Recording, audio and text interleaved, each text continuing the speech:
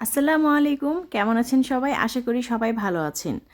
আজকে খুবই আলাদা একটা রেসিপি নিয়ে হাজির হলাম আপনাদের সামনে। আজকে বানিয়ে দেখাবো দারুণ মজার ধনিয়া পাতার আচার। আচারটা এতটাই দারুণ, একবার যে খাবে সেই এই আচারের প্রেমে পড়ে যাবে, আমি গ্যারান্টি দিয়ে বলতে পারি। গরম ভাত, পোলাও, বিরিয়ানি, খিচুড়ি প্রত্যেকটা খাবারের সাথে এই আচারটা অসাধারণ লাগে খেতে। এখন অনেক কম দামে আমরা ধনিয়া পাতা কিনতে পারবো, তাই সারা বছরের জন্য যদি চান এই ধনিয়া পাতার আচারটি বানিয়ে রেখে দিতে পারেন। চলুন তাহলে রেসিপি দেখে নিই। প্রথমে এখানে 1 কাপ পরিমাণ তেঁতুল খুব ভালো করে পানি দিয়ে ধুয়ে ভিজিয়ে রেখে দিয়েছি। খুব ভালো করে ভিজে যাওয়ার পরে এর মধ্যে দিয়ে দিলাম 1/2 চা চামচ পরিমাণ লবণ, 2 চা চামচ পরিমাণ মরিচ গুঁড়ো এবং 1 চা চামচ পরিমাণ হলুদ গুঁড়ো। হলুদের এখানে তেমন কোনো কাজ নেই, তবে হলুদটা যদি দেন তাহলে কালারটা অনেক বেশি সুন্দর আসবে। সাথে দিয়ে দিলাম 3 চা চামচ পরিমাণ চিনি। এখন সবগুলো খুব ভালো করে মেখে নিব হাত দিয়ে। আমার ভিডিওগুলো যদি আপনাদের কাছে ভালো লেগে থাকে তাহলে অবশ্যই চ্যানেলটিকে সাবস্ক্রাইব করে দিবেন এবং নোটিফিকেশন বেল আইকনটি প্রেস করে রাখবেন এবং সবসময় সাপোর্ট করে যাবেন। আর যদি ফেসবুক পেজ থেকে দেখে থাকেন তাহলে অবশ্যই পেজটিকে ফলো করে দিবেন এবং ভিডিওগুলো বেশি বেশি শেয়ার করবেন এবং লাইক করবেন, কমেন্ট করবেন। খুব ভালো করে মেখে নেওয়ার পরে এরকম করে বিচিগুলো আলাদা করে নিব তেঁতুল থেকে। এখন চলে যাব রান্নায়। প্রথমে একটা প্যান বসিয়ে নিয়েছি চুলার উপর, ভালো করে পানিগুলো শুকিয়ে নিয়ে এখানে দিয়ে দিলাম পরিমাণ মতো সরিষার তেল। অবশ্যই এই রান্নাতে সরিষার তেলটাই ব্যবহার করতে হবে। তেলটা একটু গরম হয়ে আসলে মিশ্রণটি দিয়ে দিব। এখন কিছু সময় এটা খুব ভালো করে জাল করে নিব এবং অনবরত নাড়তে থাকতে হবে, কোনোভাবেই যেন নিচে লেগে না যায় সেই বিষয়টা খেয়াল রাখতে হবে। তেঁতুল থেকে বিচিগুলো আলাদা করে নেওয়া যদি ঝামেলার মনে হয়ে থাকে তাহলে এখানে সমপরিমাণ তেঁতুলের কাতও ব্যবহার করে নিতে পারবেন, কোনো সমস্যা নেই। এখন এই তেঁতুলের কাতের মধ্যে দেওয়ার জন্য একটা স্পেশাল মশলা আমি বানিয়ে নিয়েছিলাম, সেখান থেকে 1 চা চামচ পরিমাণ মশলা এখন আমি দিয়ে দিব মিশ্রণের মধ্যে। এখানে আমি 1 চা চামচ পরিমাণ গোটা ধনে ব্যবহার করেছি এবং 1 চা চামচ পরিমাণ সরিষা ব্যবহার করেছি। দুটো একসাথে টেলে খুব ভালো করে গুঁড়ো করে নিয়েছি।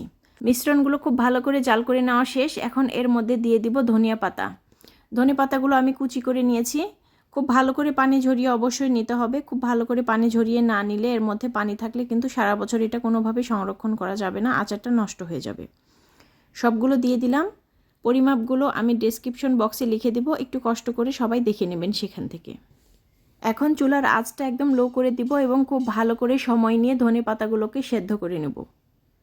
1/2 চা চামচ পরিমাণ লবণ দিয়ে দিলাম। এখন আবারও মিশ্রণটি খুব ভালো করে একসাথে নেড়েচেড়ে মিশিয়ে নিব। দেখতেই পাচ্ছেন কাজটা আমি কিভাবে করছি, বারবার ঢাকনা উঠিয়ে নেড়ে নেড়ে আবার ঢাকনা দিয়ে দিচ্ছি। খুব ভালো করে এভাবেই সেদ্ধ করে নিতে হবে, এক ফোঁটাও যেন পানি না থাকে। যত বেশি পানিটা আপনারা শুকিয়ে নিতে পারবেন আচারটা তত বেশি ভালো থাকবে। পানি অনেকটা শুকিয়ে এসেছে, দেখতেই পাচ্ছেন। এখন উপরে তেলগুলো ভেসে উঠেছে, মানে এখন আচারটা রেডি হয়ে গেছে। এখন আচারটা একটু ঠান্ডা করে নিয়েছি আমি কিছু সময়, তারপরে একটা ব্লেন্ডার জারের মধ্যে দিয়ে ব্লেন্ড করে নিব খুবই ভালো করে। সম্পূর্ণ ভিডিওটি খুব ভালো করে দেখে নেবেন, কাজ কিন্তু এখনও সম্পূর্ণ শেষ হয়ে যায়নি। এটা খুব ভালো করে ব্লেন্ড করে নিব এবং অন্যদিকে ওই একই প্যান আমি চুলায় আবার বসিয়ে দিলাম। এখানে আবারও আমি সরিষার তেল অ্যাড করে দিচ্ছি। তেলটা আচারের এবং এই আচারটি আমি বানিয়েছি, যদি ভিডিওটি দেখতে চান আমি ডেসক্রিপশন বক্সে লিংক দিয়ে রাখবো, অবশ্যই দেখে নেবেন। আশা করি এই ভিডিওটিও আপনাদের কাছে অনেক বেশি ভালো লাগবে। এখন তেলটা হালকা গরম হয়ে আসার পরে এখানে আমি শুকনো মরিচ মাঝখান থেকে কেটে দিয়ে দিব। যে যেরকম ঝাল খেতে পছন্দ করেন পছন্দ অনুযায়ী দিয়ে দিবেন। সবগুলো মরিচ দেওয়ার পরে আমি এটা হালকা করে একটু ভেজে নেব। শুকনো মরিচ আচারে দিলে সেই আচারের টেস্টটা বহুগুণে বেড়ে যায়। অবশ্যই যারা আচার প্রেমী আছেন বা যারা আচার বাসায় বানান এই বিষয়টা অবশ্যই জানেন। খুব ভালো করে হালকা করে ভেজে নেওয়া শেষ। এখন এর মধ্যে আমি অ্যাড করে দিব রসুন। এখানে আমি গোটা রসুন ব্যবহার করেছি, বড় সাইজের যেই রসুনগুলো। বিভিন্ন রকম আচার বানানোর ক্ষেত্রে এই রসুনগুলোই বেশি ভালো হয়। এখন আমি এখানে রসুন দিয়ে দিচ্ছি। বড় সাইজের 3 থেকে 4টা রসুন আমি নিয়েছিলাম। রসুনের কোয়া যার যেরকম ইচ্ছা অনুযায়ী আপনারা দিয়ে দিতে পারেন। যদি বেশি খেতে চান তাহলে বেশি দিয়ে দিবেন, কম খেতে চাইলে কম দিবেন। এবং অবশ্যই খেয়াল করবেন রসুনগুলো খুবই ভালো করে ধুয়ে নিয়ে পানিগুলো একদম শুকিয়ে নেবেন অথবা মুছে নিতে পারেন, তাহলে আচারের মধ্যে আর পানি থাকার সম্ভাবনা থাকবে না। এখন একটু নেড়েচেড়ে এর মধ্যে আবারও আমি 1 চিমটির একটু বেশি লবণ অ্যাড করে দিব। লবণ দিয়ে আবারও খুব ভালো করে ভেজে নিব রসুনগুলো যতক্ষণ পর্যন্ত একটু গোল্ডেন কালার না হয়ে আসছে। এই পর্যায়ে চুলার আঁচটা একদম লোতে থাকবে, তাহলে রসুনগুলো ভেতর থেকে সেদ্ধ হবে। কিছু সময় ভেজে নেওয়ার পরে রসুনগুলোতে গোল্ডেন কালার চলে এসেছে। এখন এর মধ্যে অ্যাড করে দিব ব্লেন্ড করে রাখা সেই মিশ্রণটি। চুলার আঁচটা কিন্তু একদম লোতেই রাখতে হবে রান্না শেষ হওয়া পর্যন্ত। সবগুলো মিশ্রণ দিয়ে এখন খুব ভালো করে তেলের সাথে মিশিয়ে নেব। এই আচারটি খেতে যেমন দারুণ, পুষ্টিগুণের কথা যদি চিন্তা করা হয় রসুন থাকার কারণে কিন্তু খুব স্বাস্থ্যকরও বটে। অবশ্যই আপনারা বাসায় ট্রাই করবেন, আশা করি হতাশ হবেন না।